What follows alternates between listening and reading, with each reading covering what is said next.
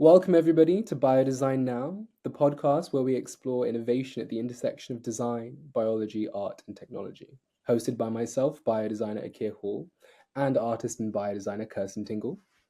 On our latest episode of Biodesign Now, we're joined by Weronika Turowska, a biodesigner and material researcher pushing the boundaries of how we think about matter and living systems. As the founder of Blunik Studio, Weronika explores the agency of living objects, biofabrication, and circular materials. Her work spans projects like Simbi, which explored touch, chronic pain, and the sensory potential of bioleather, and Payonke, a traditional Polish mobile activated by environment-sensing bacteria, and New, an LVMH and Maison Zero Challenge Fund collab project exploring rainwater and microalgae as both pigment and a nutritional element. And through Blunik Studio, she challenges conventional material cultures and crafts futures that are both visionary and tangible. Thank you for joining us today, Weronika. Thank you so much, guys, and I'm glad to be here. Okay, so we're going to start with just a few small warm-up questions.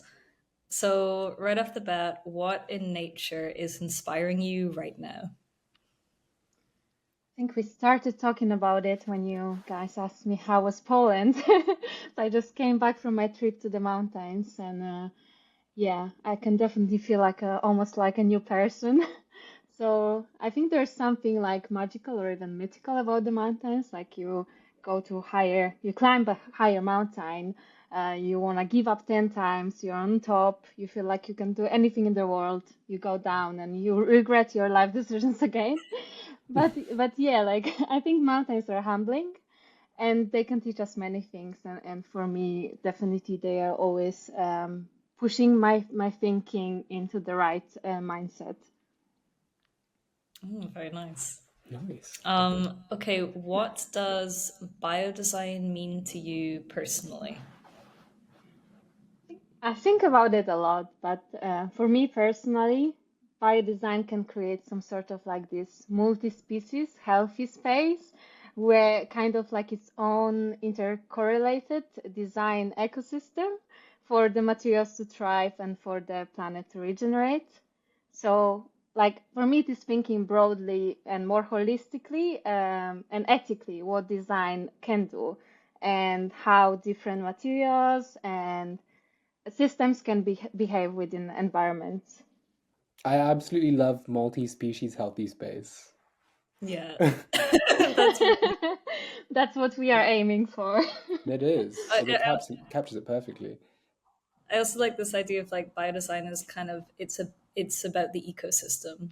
Like it can't be one single part. It's the holistic ecosystem. Yeah, absolutely. Like the idea of interconnectedness and how everything, like that system thinking as well, everything is related to each other. Yeah. Okay, what is the best organism that you've ever worked with? It might surprise you, but I think there's no number one for me because all of them have taught me something different and changed my perception of how I view them, you know. So, but I can give you a few examples. So, one of the first organisms I worked with was SCOBY, like the bacterial cellulose. And I became fascinated by it in my like health conscious area. So I started making kombucha, drinking as a probiotic, and like I was fascinated by the little microbial beings and how in our bodies there are like trillions of microorganisms. And after that, I started trying to make a biofilm, some leather, and also like some sort of packaging materials. And another example would be going into microbial pigments would be esmarcescent, so which I tried doing MA biodesign.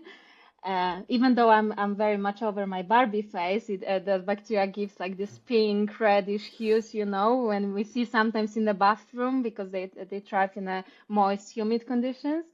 And I think considering like the toxicity of many pigments, I think this is very exciting field as well. And the last one I can give you is of course, Bacillus subtilis, which I recently working, and the idea of agency within materials and how they can response and react to its environment. So yeah. A very nice answer to to not elevate one organism to the other. Yeah, but I think, you have worked for quite a long time with lots of different organisms, so I feel like, I've observed you developing quite a deep relationship with different species. So it makes sense. Yeah, absolutely. I think I'm not the person that look at one organism and think you are the one I want to work with Mhm. till the Mhm. end of my days, you know. Mhm. But I like testing different things and different materials, yeah, and playing with different organisms. Yeah, I think that you have one of the best, like, sort of encyclopedic knowledges of not just like how to make different biomaterials, but which organism to work with to get the kind of result you need. Oh yeah, thank you. Yeah, I would say so. I didn't mention algae, but like even with Nu, I was super fascinated by algae and so many, like even with fungi, you, Kirsten, are a mycelium queen. But I would love to work more with mycelium. So there are so We'll many talk. organs. So yeah, we can we can try together something for sure. Okay, you said you didn't have a best organism, but the next question is, what is the worst organism you've worked with? Was there one that just Right. like really And drove you up the wall? and here again, I think I cannot give you one answer.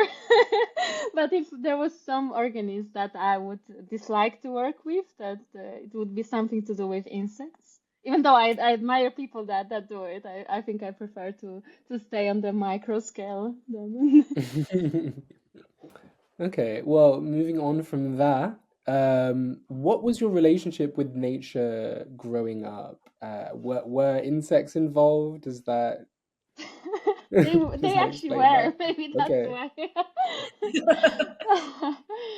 But I think only now, reflecting back on my childhood, I can tell how important nature was in my life. Like jumping on the bales of hay, competing with my friends who will find a four leaf clover. Yeah, it's like was meant to bring good luck. Or also organizing games like fake cooking from my parents' garden, with vegetables, and then finding the most beautiful butterfly, So, or actually also like shooting from a rowan tree fruit. I don't know if you had those type of games, but like making the blowgun from like a bit of plastic and then some balloon and then like putting that fruit, like it's kind of like a berry, and then playing with it. So I don't know if it's like a Slavic thing, but playing with things that was around us, the nature was a big part of that upbringing, and This sounds like a very like a very idyllic kind of childhood, but I'm also enjoying hearing how you were like working with natural materials to make tools from a really early age. yeah, that's true. And even like looking into like making and creating, I think I was like since a young age playing with different materials and making something out of it. Even if it was cooking, then going more into like actually crafting things. Yeah. Mhm. So would you say that there is like what drew you to materials, to design, what biomaterials, do you think that that started early, or was that later on in like your more formal design education? Yeah, actually, I was trying to think of one moment or experience, but definitely since I was a kid, I would make things. I would create things from like taking a pasta, hot glue, and then using a god spray and making Christmas trees, or making like jewelry and selling it when I was 10, or making dolls from my old t-shirts. So Yeah. there was something about this kind of using already waste or playing with different matter. Um, so yeah, I think also later on I got interested in like doing fashion, but then when I started studying it, I became more anti-fashion, So, but basically because like of the cost of fashion rather than the fashion itself. but making was a big part of yeah, my early days, and now even more, you know. So it kind of shaped me definitely.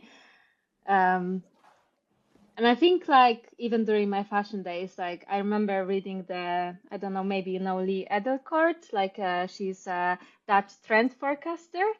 And in 2015, she wrote an anti-fashion manifesto. And when I was reading it, that the garments are offered cheaper than a sandwich, we know something is profoundly wrong. Then it's like something really struck me. And even at the time, like I didn't know what I wanted to do. I knew I wanted to do something more for the planet, still with design, which was really hard to find at the time, but it was super like valuable time for me to like realize the cost of fashion and the cost of other designs as well. So I think I started questioning the norms of things, and that led me to discover biodesign for sure. So questioning the aspects of making and designing, and that human-centric approach, and that doesn't have that much planetary considerations. Hmm. When you began bringing biodesign practices into your projects when you were an undergrad at Aberdeen, Yeah, yeah, that's right. Yeah. did you find that there was a lot of interest while you were there, or was there more pushback? Um, I would say there was interest, but I had like this kind of traditional education of this is the human center approach of product design. And there was definitely a big topic of sustainability, but there was a lot of greenwashing around it as well. And even one of my teachers, when I started being interested, oh, this is amazing, it's made from PLA or something like 3D printed. I was like, but you realize that it actually doesn't degrade in normal compost, you know. So I think at that point I started questioning, oh, is it a biomaterial? It's made from coffee grounds, but it's like the additional that was added there was resin, you know. So it's not as good anyway, and people like put a big, you know, label around it that it's sustainable. So big topic, definitely not going in the right directions, but yeah, it started shaping my direction because I became more interested in that. And I think even before that, when I was because I worked after high school, I was an au pair in Spain, in England. I lived a few years in Denmark, in Switzerland, in Germany. I think all of those experiences of living in different places shaped my perspectives on design and how design operates and where it fails to operate. Yeah. I mean, I think that that's also clear in your work, you know, the ways in which like place has inspired it. So, for example, the store you designed in the Fuse project, is that how you pronounce it? Fuse? Yeah, Yeah, yeah. it's It was Fus kind of as a coffee Fuse. ground. So yeah, I Okay, called it okay. Fus. Fuse. Okay. Yeah, because Fuse was kind of an exploration of Aberdeen's waste streams and circularity, right? That's right. Yeah. So I think how I started this project because we had a brief at Grey School of Art where we had to design something connected to the city of Aberdeen. And as many of us know, the history and of Aberdeen is it was known to be Europe's capital of oil and gas. So I kind of wanted to rethink the city in a different lens, like what waste we produce and how to utilize it. So I knew there were lots of distilleries, so I wanted to use the whiskey barrel staves as the waste, and the top was made from local coffee grounds mixed with other binders. So yeah, at that time, I think my interest became even stronger with materials, and that was the beginning of my biomaterial research. How, when you were making this project, how did you approach transforming waste materials into something that was functional and meaningful? Because I feel like where a lot of biomaterial projects hit like a bit of a hurdle is that it can actually be quite hard to make the materials work in kind of normal settings, because they can be like temporary, they can like crumble quite easily. I think it's a tricky one because I would say my approach is very much experimental. So like testing materials in order to give it a certain result to feel satisfied with, such as like finish, texture, or like even strength, as you mentioned, or the color. Um, so I think lots of experimentation needs to happen in order to achieve the result I want. And yeah, most of the materials can be unrecognizable from its original form. Like the orange peel or coffee grounds, you wouldn't even think it's that there. But I think it gives a big playground to rethink waste as a resource too. And I think it's interesting. I think this is something that's kind of echoed in a lot of your projects, is that, it isn't, there is a lot of context behind it, a lot of meaning, and it's not just always functional biomaterial exploration for the the purpose of just testing materials. You go beyond that, and it's really embedded in like a social context. Absolutely, because like even with bacterial cellulose, people were like, "Ooh, bacteria!" Like on many exhibitions, maybe try to call it differently, but we are basically bacterial beings, like, and we need to realize and be more in tune with those microbes rather than maybe try to find a different name for it. So I think it's like also socially thinking differently of those materials or of waste or of organism Mhm. as such. Yeah.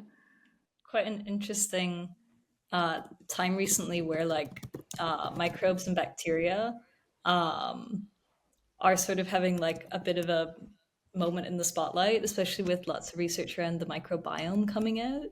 So it's kind of nice to see that begin to slowly shift, where we're like, no, it's okay. We're all made of bacteria. Yeah, I think as much as it shifts for the gut microbiome, we drink like more probiotic or eat more foods with that. But I think still for materials, we need to find ways to adapt more and for the customers or consumers or audience to be more, comfortable with that idea as well. That yeah. Mhm. Yeah, and I think that you kind of captured that, in with the Simbi project, right? You created a moment for intimacy with bacterial materials. I think that really transforms the way that people perceive biomaterials. Can you kind of take us through what Simbi is and how you designed it and what the process was? Of course. So Simbi was like a calming tactile ball made from two bioleathers, one bacterial cellulose and the other aquafaba. And it was meant to relieve the chronic pain such as trigeminal neuralgia through tactility. So I think I've never talked about it, but it was like a big personal journey for me. As at the start of the project, I was already struggling with chronic pain, and I was living for like 2 years every day with really strong pain. And it's a face pain, jaw pain, and it's known as the most excruciating pain, known to humanity. And I was going from doctors to doctor, from hospital to hospitals, and many were saying it's a you need a brain surgery, and that was my reality. And I think I always had something that tactile, like I would use something for my hands to kind of, I don't know if to disconnect from my other pain, but like I think tactility in like nerve pains is super important. And I think when I was doing the project, I referred Simbi to symbiosis because I wanted to showcase something that not only helped to relieve chronic pain, but also something to rethink microbial materiality. And as much as we can get help for chronic pain, we can also, um, you know, can get help from the planet, meaning like the materials do not have to last, and those materials can carry beneficial microbes. So it was like, as much as it was a health journey, it was like a material journey as well. Yeah, I remember when I was sort of engaging with Simbi at the Future Ecologies show we did at Broadworks, that I was struck by how soft, like not only the biomaterial you made, but also the experience of like compressing it, um, Yeah. and how like quite a lot of the sensory experiences that I've previously had with biomaterials are closer to the sort of standard uh, biomaterial library where you get to like you get one square or circular swatch and you get to sort of rub your paws on it, and you can go around 100 of these different swatches, uh, and I feel like there's something exciting about that. But with Simbi, I was actually able to have a more yeah, like a more intimate relationship and really like play around with the biomaterial and kind of imagine how uh, it would exist, you know, in sort of my everyday life, which was quite nice. Um, do you find that this kind of intimacy and this like sensory aspect is something that's key to the biomaterial research that you do and want to do? Yeah, absolutely. Like when I think of materiality, I think of sensory experiences too. So like we interact with objects through different senses, and that's how we perceive and create our reality. And when you mentioned like with Simbi, it was different, you know. I'm the same. Like when I go to exhibitions, the first thing I want to touch, I want to experience it. So there's something about that sensory experience that we want to connect somehow to materials, you know. Yeah. Yeah, I have such a strong memory of what Simbi feels like. And because I think I had seen it, images of it for so long when I finally got to experience it, right? Like a completely new way of experiencing biomaterials and that kind of comfort that you get, from playing with it, like has still stuck with me to now. Like it's just so vivid, like the touch, the texture of it. But I think with bacterial cellulose in particular, people often say it looks like skin, Mm, and it's kind of yeah. like they're kind of like off put by that like visual of it, but Simbi doesn't kind of have that. It doesn't That was have that kind of feeling, my yeah. idea Mm, to because like I knew kombucha. I was working with SCOBY at the beginning. I was like, I really want to have a different kind of finish than the standard SCOBY, you know. So I had to really play how long to grow the material. What I used like some natural pigments also to have different colors, so no one will recognize that it's straight away that it is what it is, you know. mhm. Uh, yeah, because we have some sort of perception, oh, this is colored, this smells bad, you know, but once you give some sort of different perception of how it looks, maybe then people realize it's not as scary and not as, you know, bad of a material as they thought at first. Yeah, there's something about Yeah. that. I think because it's black as well, it does look like a faded leather. If you didn't know any better, Yeah, that's what you would think it true, was. true.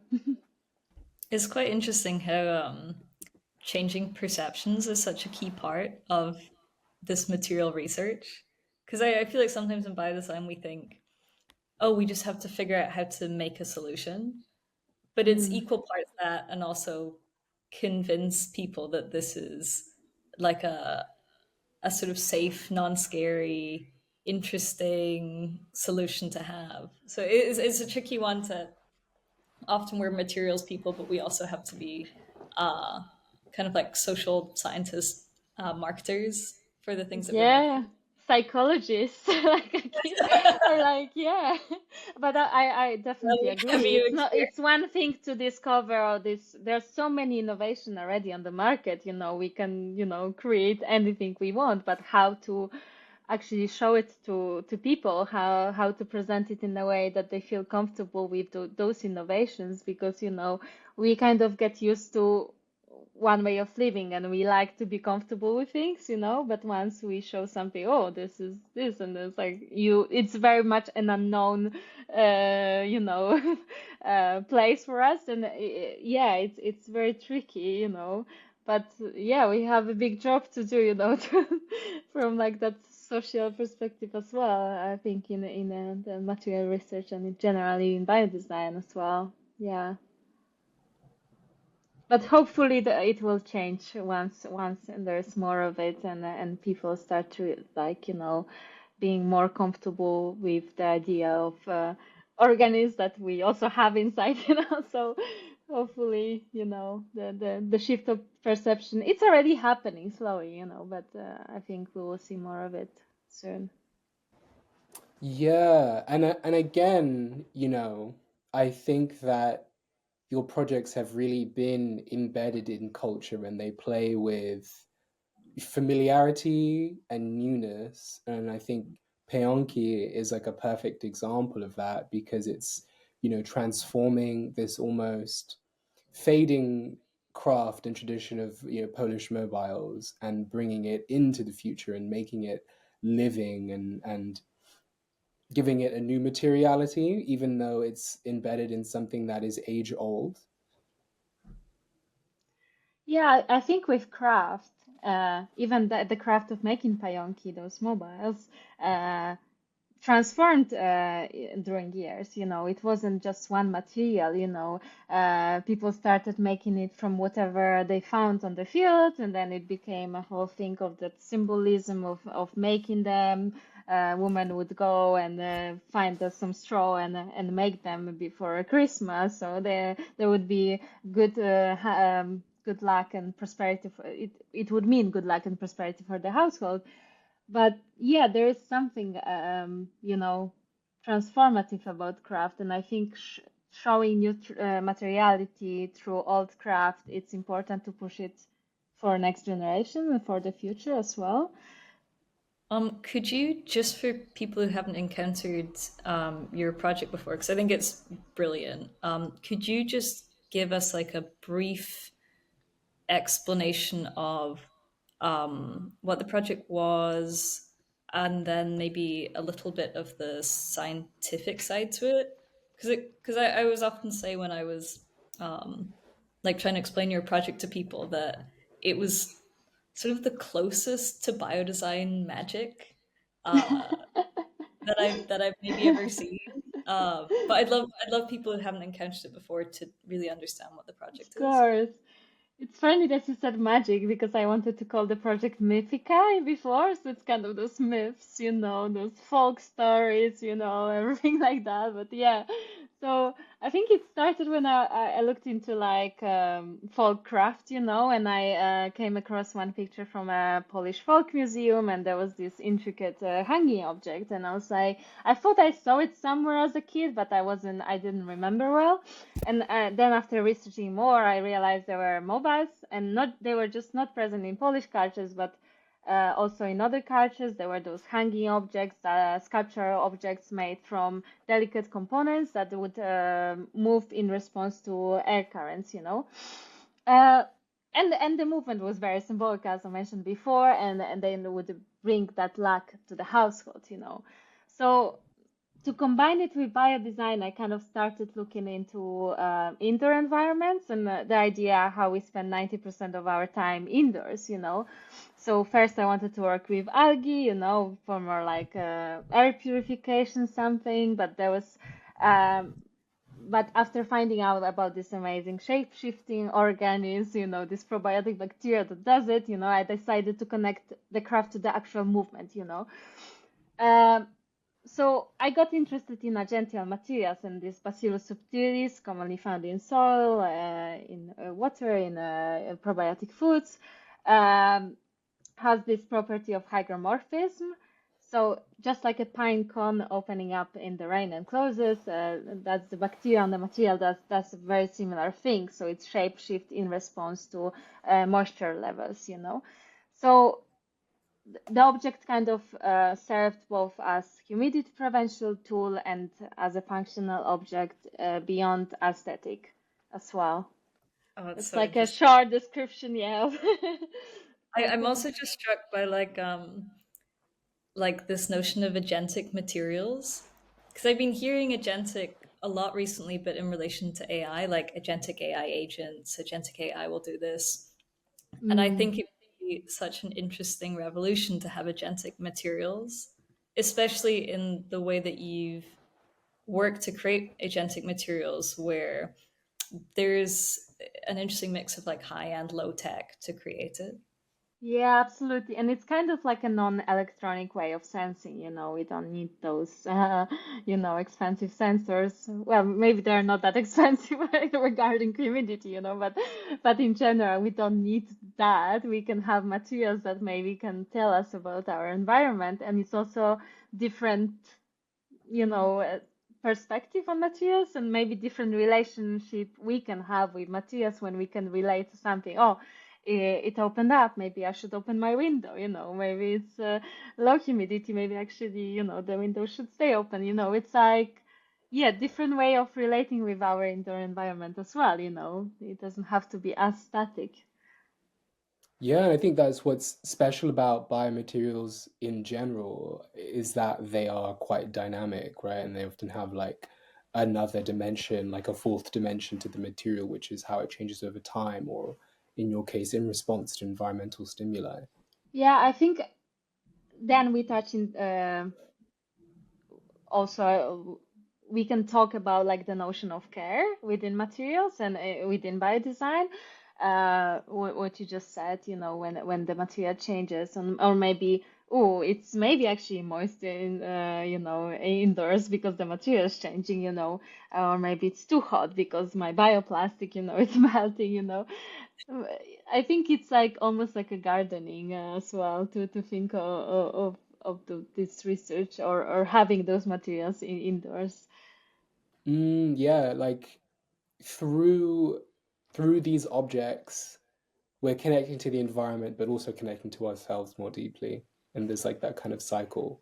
There was this interesting, maybe you've seen it, symposium from Prada Frames, curated by Forma Fantasma, and there was this British anthropologist, Tommy Ingold, saying that what if we think of a designer not as an architect or engineer, but as a gardener, painter, or he gave one more example, cook, you know.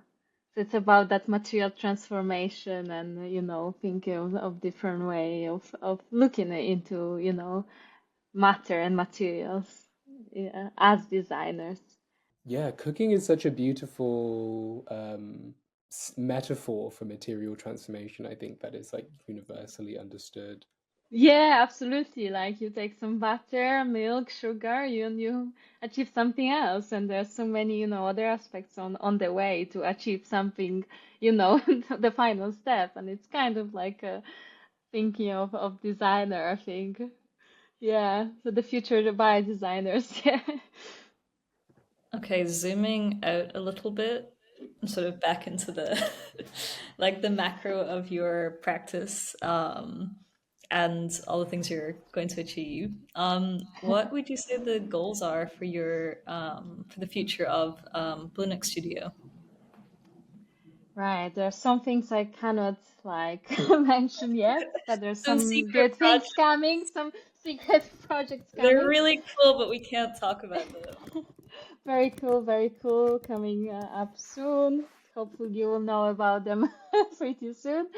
But like in general, I would love to contribute to more like academic discourse regarding publication talks or exhibitions, and also seek ethical investors or grants. Of course, without compromising on values and generally think how I can, yeah, create this focusing on homeware probably and indoor spaces. That's where I kind of like to focus my research on now. But yeah, expanding on the research I'm doing now and how I can progress it with either waste or other materials too. Yeah, I think that beyond being a designer, being a researcher has been something that is, very important to you, like really delving deep into the processes and the materials and the experimentation of developing something new as a biodesigner. I mean, how if you what would you leave listeners with, like one idea, right, on how they can rethink materials and they can rethink design from the knowledge and the philosophies that you've developed? You mentioned that for me, research is important, but I believe for any biodesigner, research should be a priority, So I would say to anyone, like, question everything, not just what you see, but what it came to be, kind of, like what's fork made of, who stitched your chair, were they paid fairly, what did it cost the planet, question the materials you're using, especially for designers, not just from this aesthetic or function, but for the social aspects or for their origin, for their impact, and also for the end of life. Like as designers, we think we will design this, but we think of the user, but we don't think where it's gonna end after the user decides to, abandon it or change it for something new and more modern, like yeah, I would say just to for the planet and for the future of design, we have to question everything. Yeah, I think there's something quite nice about biodesign involving this deconstruction of how we live and what materials we use while living. And I find that if you sort of follow this and sort of pull this thread of biodesign, everything kind of starts to unravel around you. You're like, oh God, why did we make this chair out of this? Oh no, the glue in the packaging I'm using is poisonous. So I think Yeah, that's a nice idea of make people keep deconstructing everything as the root of making materials, new materials. I think deconstructing is a good word for that because like we have to deconstruct, especially when we make something, and then kind of how was it made, What, as you said, this glue is toxic, And then even when I was thinking of Simbi and I needed a thread, like it was really difficult to find something as sustainable as green as the materials I was using, because when is it gonna compost, or is it gonna compost? Is it just gonna biodegrade? Those questions of, you know, it's very confusing for a normal user. It's also confusing for designers to know, especially when they wanna source or use different materials, not just their own. I think that's why I started using, making my own materials because I was like, there's nothing that they tell me that the manufacturer won't tell you what's in the material and who actually certify those certifications. Like there's no really one way of thinking that is regenerative or sustainable. So I think, yeah, it's a tricky field to be, but it's rewarding for us. I hope so.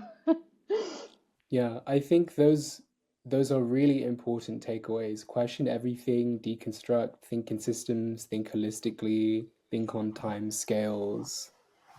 And I think also for designers, I would say to accept, I think we know that, but like accept failure as a process.